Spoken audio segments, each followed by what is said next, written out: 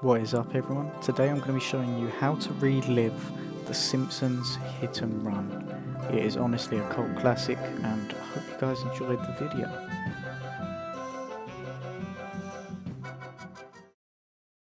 Let's go over what we're actually going to be doing to our game itself. First, we're going to be making the Simpsons Hit and Run playable in 2021 with HD graphics. 2, we're going to be using mod tools to fix any issue and bug that we find inside of Simpsons Hit and Run. 3, we're going to be setting up Xbox controller support to the full extent. And finally, we're going to be doing any optional tweaks to enhance your gaming experience. So let's get straight into the video. First step is to actually own the game. Now I know this sounds silly, but it's actually really hard to find a copy of this game online. You'll need the Windows version. It's hard to buy a copy of Hit and Run on PC. The game isn't on any digital platforms. It's not on Steam. It's not on anything like that. And disc copies cost $30 to $40 on Amazon. And a lot of people aren't going to pay that money for a game made in 2003. So once you've got a copy of the game, I then recommend installing an OCD patch, which makes it so you don't need to put the disc in every time you start the game.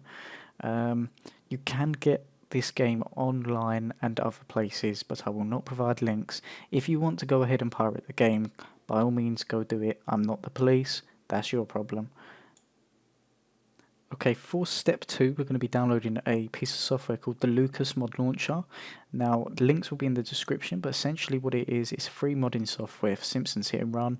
It's a vital tool at making your game better and up to 2021 standards. It includes loads of fixes and a lot of other things to help enhance your game, so it's always a must-have if you're looking to play this game again. Okay, first thing you want to do once you've got the Lucas downloader, I like to personally put it in its own folder, the mod launcher. So just go to your Simpsons directory, create a folder named Lucas or whatever you want to call it. Double click it, drag everything from the WinRAR or the 7-zip file into here.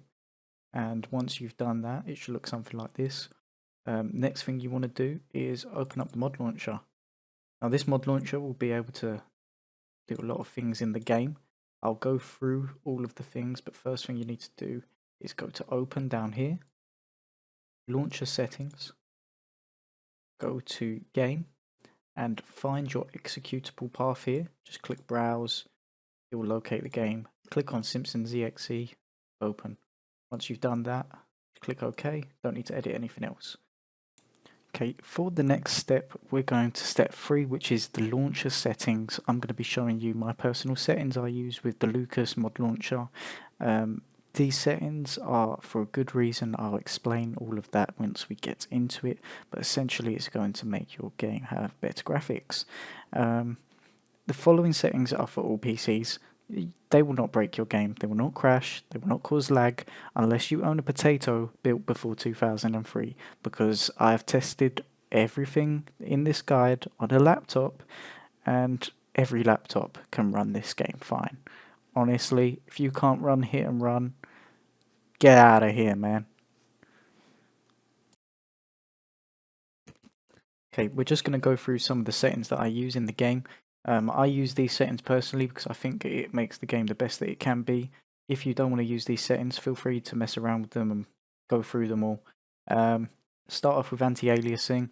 Anti-aliasing is the jagged edges in the game, so enable that. By default, you're going to want the highest anti-aliasing you can get. For me, it says 8, but normally it should be 16 if you've got a better computer than me. Just set that to 8. Aspect ratio support a lot of people use, but I don't feel like it is necessary because there's a feature in this that I'll go on to later called letterbox. So I personally have this disabled. Reason I have it disabled, even if you enable aspect ratio support and set it to 16:9, like you see here, you have an FOV slider which isn't approved in speedruns. People don't really like the FOV slider, so if you're speedrunning, go for it. 16:9, even though you do that, it actually doesn't change the cutscenes. So the reason I don't enable it is there's another way to change your aspect ratio and keep the cutscenes widescreen. We'll go on to that a little bit later. Borderless I have on. Windowed borderless is a very common option to use in games, so I'd always run that no matter what game I play. Bug fixes always have turned on. This is basically a community update that fixes a lot of issues in the game.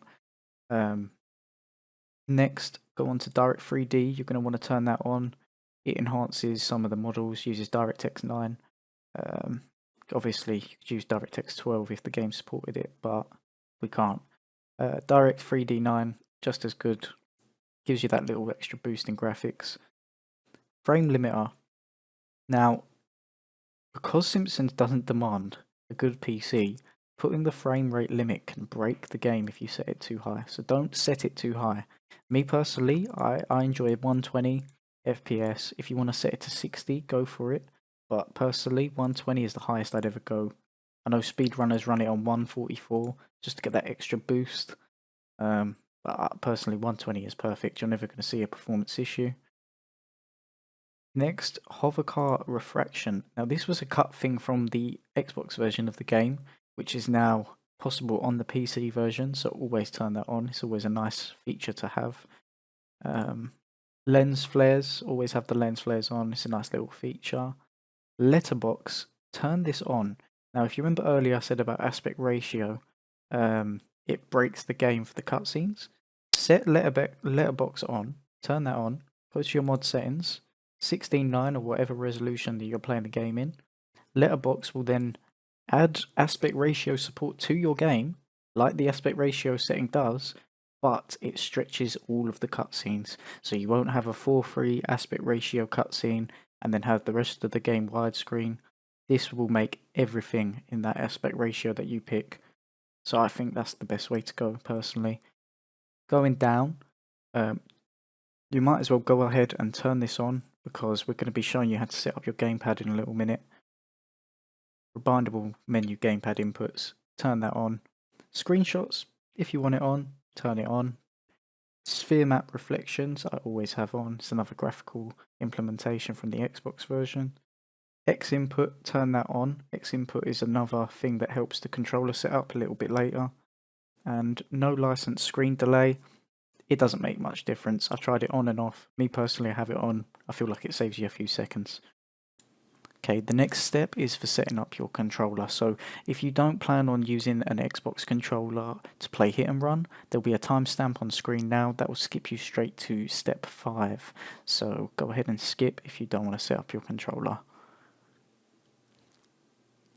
Now, controller support itself will be possible via the Lucas mod launcher again. 2 settings that needed to be turned on can be seen in the previous video. It takes about 5 to 10 minutes to properly set up, but once you've done that, you won't need to use your keyboard and mouse ever again. So I'm just going to quickly go over all of that and show you how to set that up. Okay guys, I thought I'd just go over a very important thing. Even if you set up X input into your game to enable controller support, it doesn't add a escape button or a start button so you can go into the menu of the game. To do that, it is the option that we enabled in the beginning of the video, rebindable menu gamepad inputs. Tick that, go to the mod settings. I have A as confirming a selection and B as backing out of a selection, if you want to call it. So I have primary or accept input, button A. I don't have a secondary. Back input, I have primary as B. Untick pause with primary because this will probably be selected. You don't want that. Go to secondary and set it to your start button or whatever button you want to open the escape menu of the game. And click the box that says pause with secondary. Now, if you want to quickly have a look, take a picture, whatever, of that setup, that will basically make it so the start button opens the menu, A presses yes in the button on the menu, and B backs out of the menu. So once you set it up and use it, you'll understand what it does, but if you do not set this up, you'll have to use your keyboard and press escape to go into the menu of the game. This just makes it so you can do it from your controller.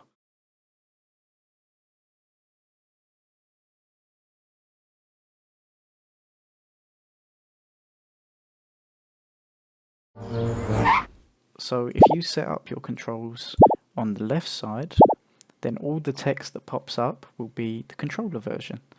But I like doing it on the right side, so we'll go through them quick. Left stick up, down, left, right, you know that. That's what everyone's going to want to use to move around. Me personally, I use the X button on an Xbox controller to attack. Use the A button to jump, because that's what jumping is in most games. It's what your brain's configured to do. Sprint is optional. Some people use left stick click. That's what I use. A lot of other people use the bumpers, like left bumper, right bumper.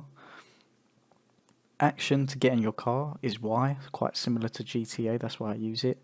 So that means if you're going to talk to someone like Marge or get in your car, you'll need to press the Y button. Camera left, you're going to want to do to your right stick, and camera right to your left stick, because the cameras are inverted in this game. I have camera zoom and look up enabled to my triggers because I personally think it's helpful.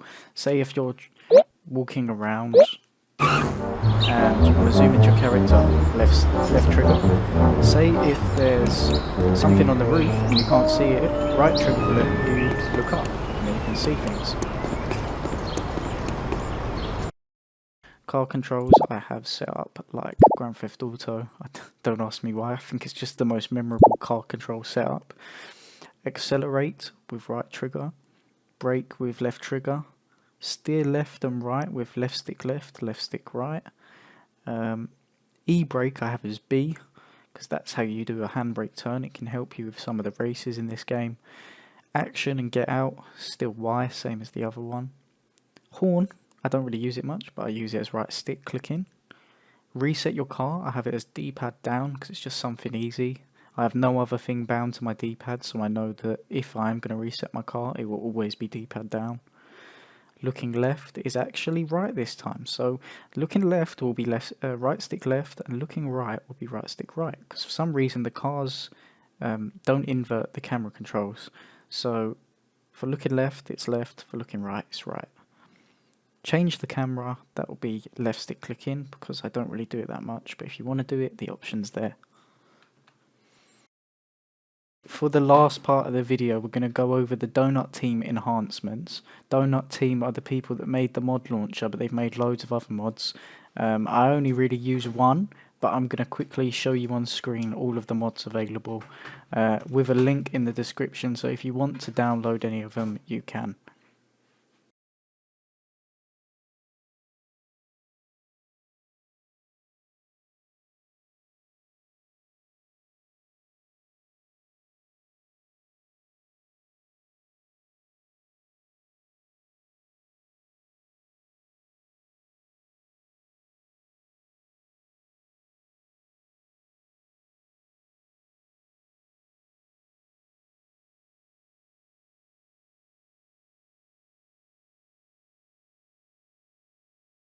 Installing a mod is quite easy. All of them are really the same. Find the mod you want to download. For example, the 3D phone booths. Download it. Open it. Go to that Lucas folder that we had earlier. The Lucas folder. Inside there's a mods folder. I just put all of the .om files in there. So as you can see, I've already put it in there. And then next time you open your mod launcher, you will see it in the general tab here. Just tick it, that enables it, play. If there is a conflicting mod, it will tell you, so don't worry about having too many mods.